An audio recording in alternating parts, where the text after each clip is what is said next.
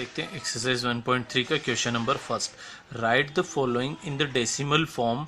अभी आपको क्या बोल रहा है, वो डेसिमल फॉर्म में लिखना है। डेसिमल फॉर्म में लिखना है, दैट मीन्स डिवाइड करना होगा आपको। फॉर्म एंड से what kind of decimal expansion each has. That means आपको ये बताना होगा कि अगर इनका डेसिमल एक्सपांशन अगर आप करते हैं तो what kind of decimal expansion each, उनका डेसिमल एक्सपांशन क्या होगा। डेसिमल एक्सपांशन क्या होगा मतलब अभी आपको मैंने 1.3 इंट्रोडक्शन में बताया था। आप चाहें तो सबसे पहले इंट्रोडक्शन वीडियो देख लें, जिससे आपको पूरा क्लियर हो जाएगा कि कैसे डेसिमल एक्सपांशन होता है। तो डेसिमल एक्सपांशन करना है हमको, तो डेसिमल एक्सपांशन 3 टाइप का हो सकता है। या तो क्या होगा, टर्मिनेटिंग, सेकेंड नॉन टर्मिनेटिंग लेकिन repeat, third non terminating non repeating. तो हम सबसे पहले इनको डिवाइड करेंगे, डिवाइड करने के बाद बताएंगे कि इसका नेचर क्या है। तो हम देखते हैं इसका फर्स्ट क्वेश्चन सबसे पहले। तो स्टूडेंट हम 36 को किससे डिवाइड करते हैं, 100 से। तो क्या हो जाएगा, डिवाइड नहीं होगा तो डेसिमल आएगा तो 0। तो 3 टाइम में कितना हो जाएगा आपका, 300 हो जाएगा। रिमेनिंग क्या बचेगा आपका, यहाँ से 60 रिमेनिंग बचेगा। आप एक डेसिमल लगा हुआ है तो आप 0 लगा सकते हैं। तो 6 टाइम में आपका क्या हो जाएगा, 600 हो जाएगा। तो आपका रिमाइंडर क्या हो गया, 0। जब रिमाइंडर 0 होगा तो आपका 1 केस बनता है। तो इसका 36/100 जो है, आपको इसको क्या लिख सकते हैं, 0.36 ये लिख सकते हैं। तो इसका नेचर क्या हो गया स्टूडेंट, टर्मिनेटिंग। तो आपको यही बताना था कि इसका नेचर क्या होगा, टर्मिनेटिंग नेचर का है। क्लियर, बस इतना ही आपको क्वेश्चन नंबर फर्स्ट में बताना। अब इसमें सेकेंड आपको गिवन है 1/11। अब 1 को किससे डिवाइड करेंगे, 11 से डिवाइड करेंगे। तो हम इसको डिवाइड करते हैं, तो डिवाइड नहीं होगा तो उसके लिए एक 0 लगेगा और यहाँ डेसिमल लग जाएगा। तो डेसिमल लगा दिया, 0 भी लगा दिया तो भी डिवाइड नहीं हो रहा। अब मैंने आपको इंट्रोडक्शन में बताया था एक 0 तो आपने ले लिए, लेकिन एक 0 और अगर आपको लेना होगी तो एक 0 यहाँ पर भी क्वेश्चन में यूज़ करनी होगी। अब 11 9 जा क्या होगा, 99 हो जाएगा। तो 9 आ जाएगा। फिर क्या बचेगा स्टूडेंट, आपका 1 बचेगा। जब एक 0 तो आप ले सकते हैं, लेकिन एक 0 अब डेसिमल लगा हुआ है तो आप ले लेंगे, लेकिन एक 0 लोगे तो फिर ऊपर क्या आएगा ये, फिर क्या आ जाएगा 99। फिर आपका क्या बच रहा है, 1 बच रहा है। तो स्टूडेंट क्या हो रहा है, यहाँ पर बार बार 1 बच रहा है और बार बार जब आप डिवाइड करें तो 0909 आ रहा है। तो 1/11 का डेसिमल एक्सपांशन क्या हुआ, 0.09। 0.09 फिनिश नहीं हो रहा है स्टूडेंट। और रिमाइंडर भी क्या बच रहा है, 1 बच रहा है बार बार। तो मैंने आपको बोला था जब रिमाइंडर नेवर बिकम 0 तो 2 नेचर होते हैं उसके, या तो नॉन टर्मिनेटिंग लेकिन रिपीट होगा, नॉन टर्मिनेटिंग नॉन रिपीट होगा। तो यहाँ पर समझ में आ रहा है 0909 रिपीट हो रहा है। तो क्या 099 का बार लिख सकते हैं हम, तो इससे समझ में आ जाएगा हमारा 09 बार आ रहा है और ऐसे डैश डैश चलेगा यहाँ पर। तो ये क्या हुआ, इसका नेचर हुआ हमारा नॉन टर्मिनेटिंग। टर्मिनेट तो हो नहीं रहा है स्टूडेंट, ठीक है, तो नॉन टर्मिनेटिंग है, लेकिन क्या है, रिपीट होने लग गया है। तो नॉन टर्मिनेटिंग रिपीटिंग इसका नेचर हो गया। आई होप स्टूडेंट आपको समझ में आया होगा।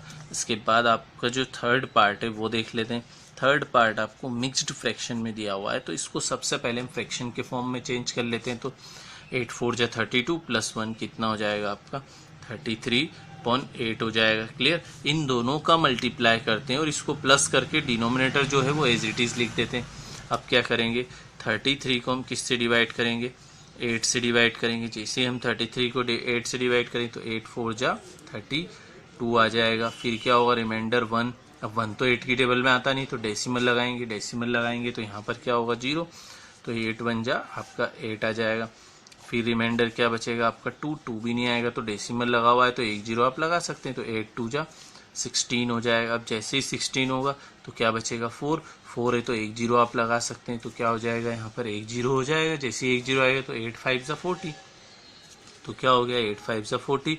रिमाइंडर आपका क्या बन गया, 0। जब रिमाइंडर आपका 0 बन गया है तो डेसिमल एक्सपेंशन इसका है 4.125। तो अब रिमाइंडर 0 भी है तो इसका नेचर क्या हो गया, टर्मिनेटिंग।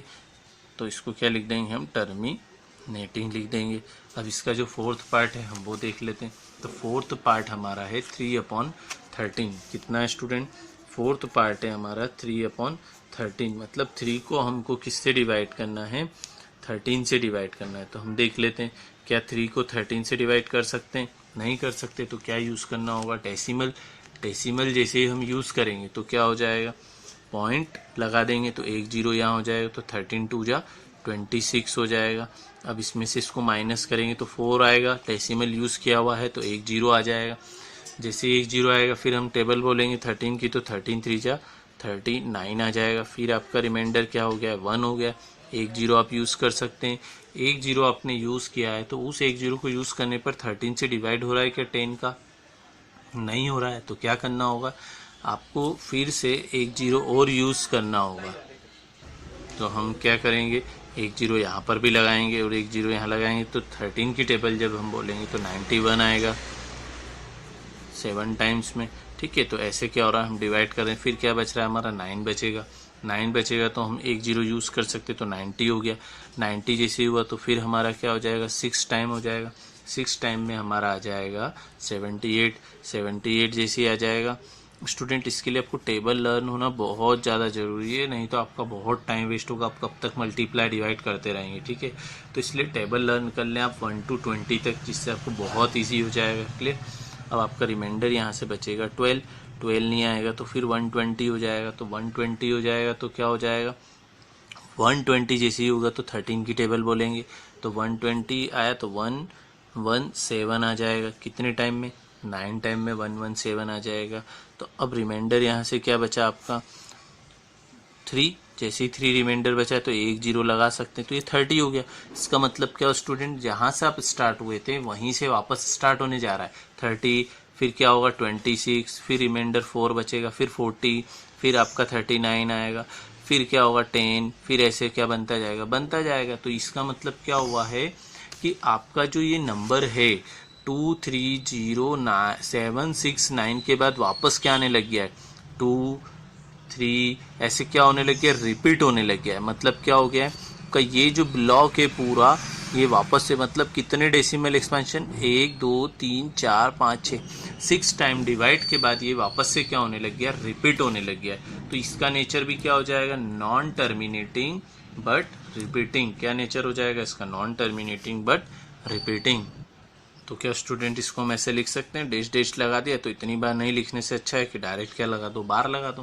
तो इसका नेचर क्या हो जाएगा, नॉन टर्मिनेटिंग। न तो टर्मिनेट हो रहा है, क्लियर, लेकिन क्या हो रहा है, नॉन टर्मिनेटिंग तो है लेकिन क्या होने लग गया, रिपीट होने लग गया है। तो क्या हो जाएगा, नॉन टर्मिनेटिंग एंड रिपीटिंग होने लग जाएगा। क्लियर। तो अब हम देखते हैं इसका नेक्स्ट क्वेश्चन।